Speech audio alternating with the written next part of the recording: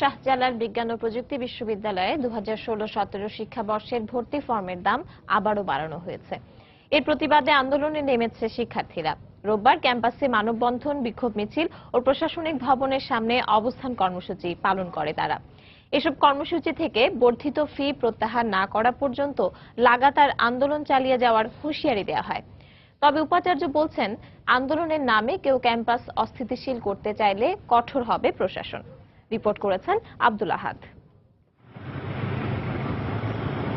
রোববার থেকে শুরু হয়েছে শাহজালাল বিজ্ঞান ও প্রযুক্তি বিশ্ববিদ্যালয়ে 2016-17 শিক্ষাবর্ষে ভর্তির আবেদন। গত বছর ভর্তি ফরমের মূল্য এ ইউনিটে 750 এবং বি ইউনিটে 900 টাকা থাকলেও এবার বাড়িয়ে করা হয়েছে 1000 এবং 1200 টাকা।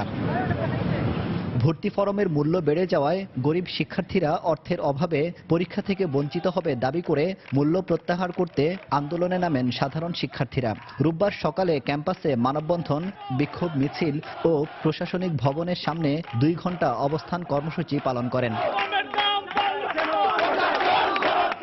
এ সময় শিক্ষার্থীরা অভিযোগ করেন, মূল্য বাড়ানোর কারণে মেধাবীরা ভর্তি থেকে বঞ্চিত হবে, যে কারণে মেধাশূন্যতা দেখা দিতে পারে বিশ্ববিদ্যালয়ে।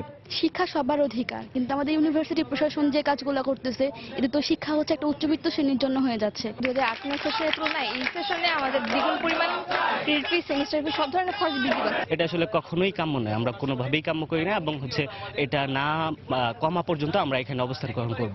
উপাচার্য জানিয়েছেন, একাডেমিক কাউন্সিলের সিদ্ধান্তেই ফি বাড়ানো হয়েছে, আর ক্যাম্পাসকে কেউ অস্থিতিশীল করতে চাইলে প্রশাসন কঠোর হবে বলে হুঁশিয়ারি দেন তিনি। এটা ভর্তি কমিটি দেখবে, এই ভর্তি কমিটি দেখে ওই প্রক্রিয়ার মধ্যে দিয়ে একাডেমিক কাউন্সিল দরকার হলে আমরা কথা বলে দেখব, কিন্তু সেটা নিয়মতান্ত্রিক ভাবে।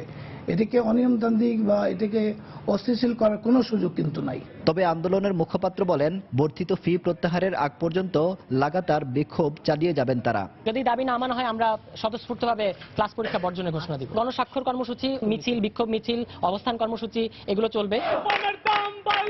গত কয়েক বছরে দফায় দফায় বাড়ানো হয় ভর্তি ফরমের দাম। আব্দুল আহাদ, সময় সংবাদ, সিলেট।